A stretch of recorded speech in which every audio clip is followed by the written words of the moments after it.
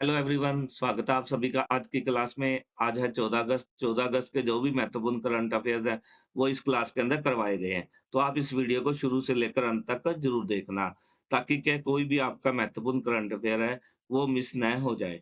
तो चलिए शुरू करते हैं आज की क्लास और हमारा पहला प्रश्न देख लेते हैं। हाल ही में किस राज्य की सरकार ने भारतीय स्टेट बैंक और पंजाब नेशनल बैंक के साथ सभी लेन-देन पर रोक लगाने के निर्देश दिए हैं? बताओ जी, किस राज्य की सरकार ने? राजस्थान की सरकार, कर्नाटक, पंजाब या हरियाणा की सरकार द्वारा निर्देश दिए गए रोक लगाने के भारतीय स्टेट बैंक और पंजाब नेशनल बैंक के साथ सभी लेन-देन पर। ये निर्देश किसके द्वारा दिए गए हैं? ये दिए गए कर्नाटक की सरकार द्वारा। ऑप्शन 2 हमारा राइट आंसर है। ठीक है जी, क्या है? कर्नाटक की सरकार द्वारा भारतीय स्टेट बैंक, ठीक है जी, एसबीआई और पीएनबी के साथ सभी लेन-देन पर तत्काल प्रभाव से रोक लगाने के निर्देश दिए हैं। ठीक है जी। क्या कहा गया है इसके साथ? ये कहा गया है कि आप सभी खाते हैं जो इस निर्णय से राज्य सरकार ने कर्नाटक के सभी विभागों, ठीक है जी, इस ठीक है जी, को अपने खाते बंद करने और जमा राशि निकालने के निर्देश दिए गए। इसके अतिरिक्त क्या निर्देश दिए गए हैं? इसके अतिरिक्त दिए गए हैं 9 सितंबर तक, ठीक है जी, 9 सितंबर तक क्या है, जितनी भी एफडी इन दोनों बैंकों के पास है, उन, ठीक है जी, रखी गई हैं, उन उन बैंकों से कैश करा ली जाए।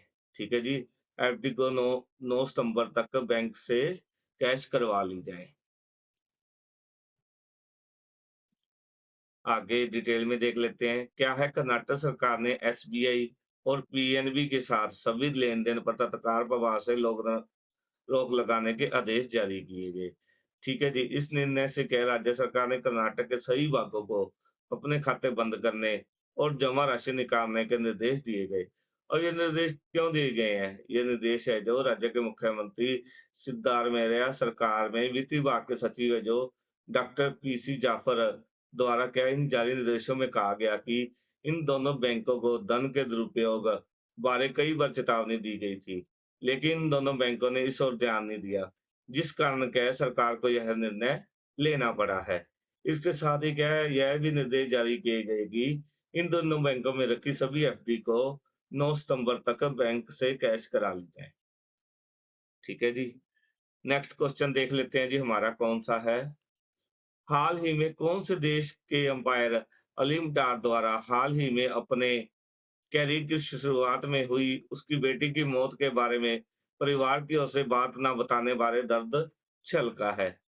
पाकिस्तान, दक्षिण अफ्रीका, इंग्लैंड या उपरोक्त में से कोई नहीं? बताओ जी। ये है जी पाकिस्तान के। ठीक है जी।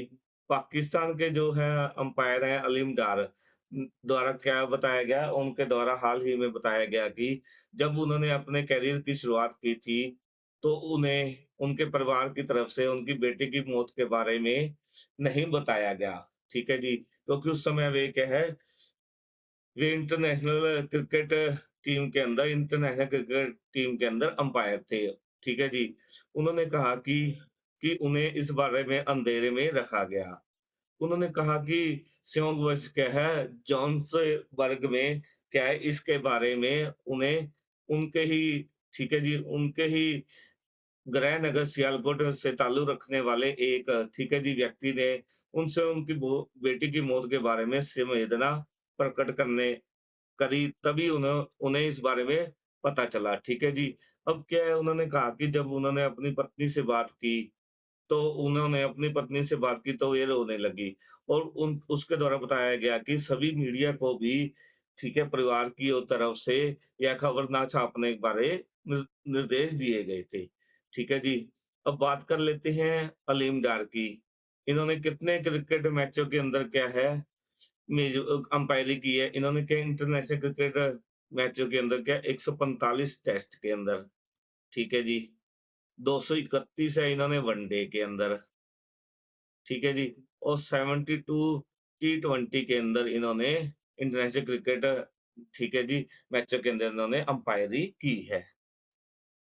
अब क्या अलीम डार ने हाल ही में कहा कि उसे अपने कैरियर की शुरुआत में उसकी बेटी की मौत के बारे में लगभग 1 महीने तक अंधेरे में रखा गया।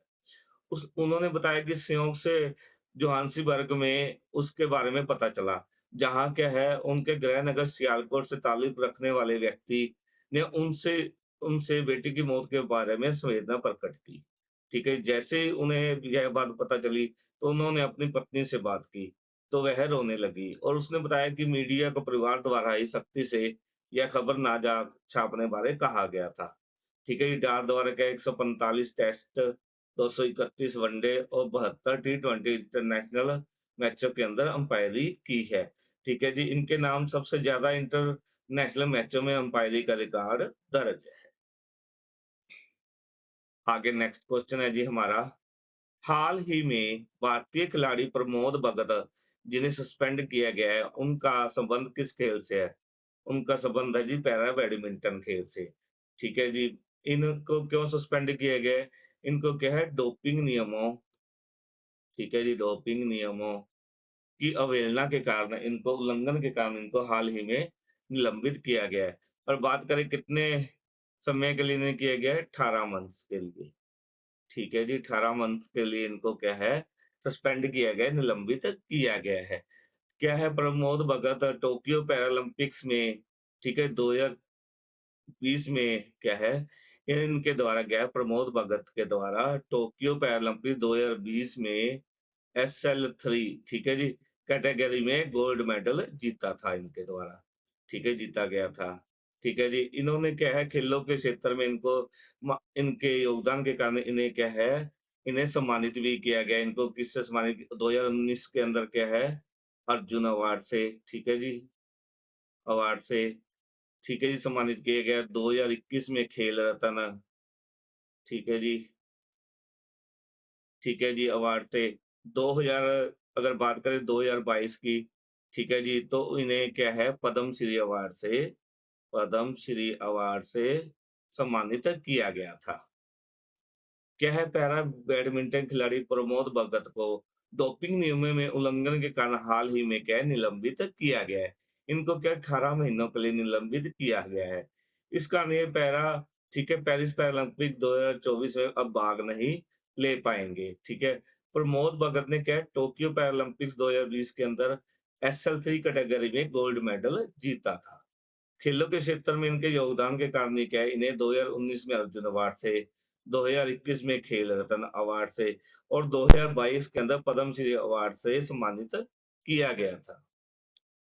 आगे है जी हमारा नेक्स्ट क्वेश्चन, वक्फ विधेयक संशोधन की जांच के लिए संसद की संयुक्त समिति का अध्यक्ष किसे बनाया गया है? अमित शाह जी को, राजनाथ सिंह को, जगदम्बिका पाल को या उपरोक्त में से कोई नहीं। राइट आंसर हमारा आएगा ऑप्शन 3। क्या है जगदम्बिका पाल को हाल ही में क्या है वक्फ विधेयक संशोधन की जांच के लिए संसद की संयुक्त कमेटी का अध्यक्ष बनाया गया है। ठीक है जी। इस समिति के अंदर क्या है कुल 31 सदस्य हैं। ठीक है जी, 31 मेंबर हैं।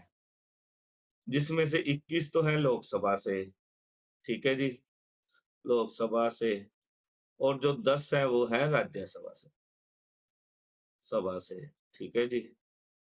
टोटल 31 मेंबर हैं, ठीक है जी।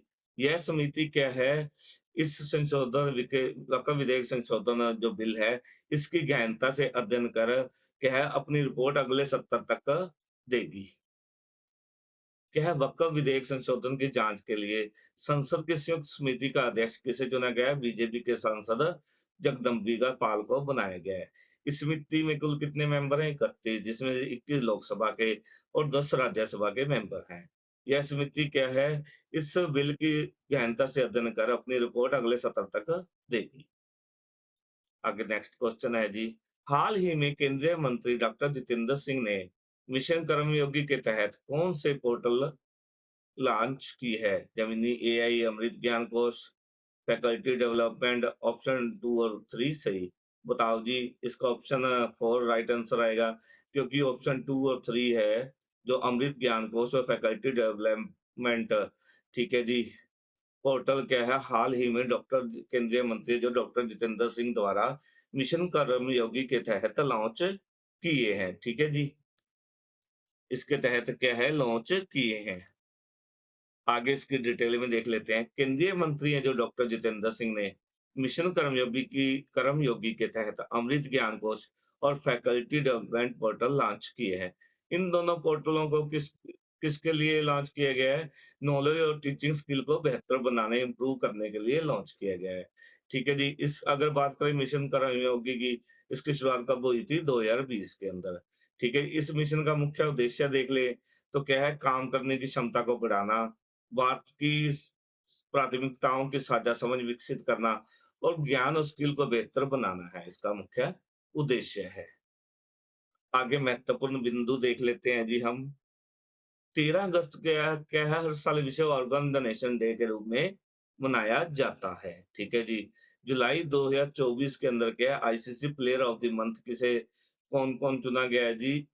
ठीक है जी, मेन और वुमेन में गैस गस एंटिंग एटकिंसन और चमारी अट्टापट्टू चुने गए हैं। ठीक है जी। मेंस के अंदर क्या है, गस एटिंगसन चुने गए हैं और वुमेन्स के अंदर चमारी अट्टापट्टू चुने गए हाल ही में ICC player of the month जुलाई के अंदर। ठीक है जी। भारत ने क्या है, पोखरण में हाल ही में 13 अगस्त को क्या है, man portable anti tank guided missile क्या है, एमपीएटीजीएम का परीक्षण किया है। ठीक है, किसका परीक्षण किया गया है भारत के पोखरण के अंदर? 13 अगस्त को man portable anti tank guided missile MPATGM का परीक्षण किया गया है। और भारत के अंदर क्या है, हर घर तिरंगा अभियान, ठीक है जी, कब से कब तक चलाया जाएगा? ये चलाया जाएगा 9 अगस्त से 15 अगस्त तक। ठीक है जी। पेरिस ओलंपिक 2024 की बात करें तो भारत का कौन सा स्थान रहा है इसके अंदर? भारत का 71वां स्थान रहा है।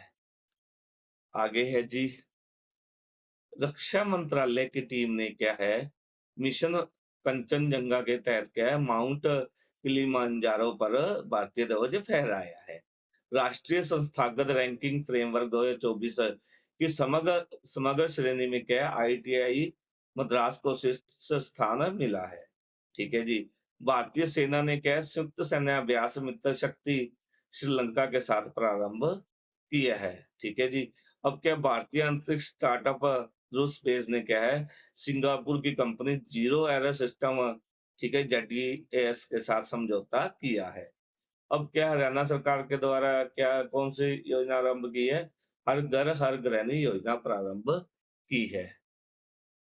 आगे जी महत्वपूर्ण बिंदु, मध्य प्रदेश की सरकार द्वारा क्या है, कक्षा 7वीं से कक्षा 12वीं तक की छात्राओं को सैनिटरी नैपकिन दे खरीदने के लिए 300 रुपए प्रति वर्ष नगद राशि देने की घोषणा की है। हाल ही में क्या है, बिहार के अंदर क्या है, मधुमेह रोधी जड़ी बूटी जिम्नेमा सिलिवेस्ट्रे की खोज की गई है। अब क्या हाल ही में भारत के 75 महान क्रांतिकारी नामक किताब क्या है के लेखक कौन है? भीम सिंह है। ठीक है जी। टॉम डिलीज़िए वो कौन से खेल से संबंधित हैं? डाइविंग की खेल से, ठीक है? जिन्होंने क्या है, हाल ही में संन्यास की घोषणा की है। कैबिनेट सचिव किसको बनाया गया नया? ये बनाया गया टीवी सोमनाथन जी।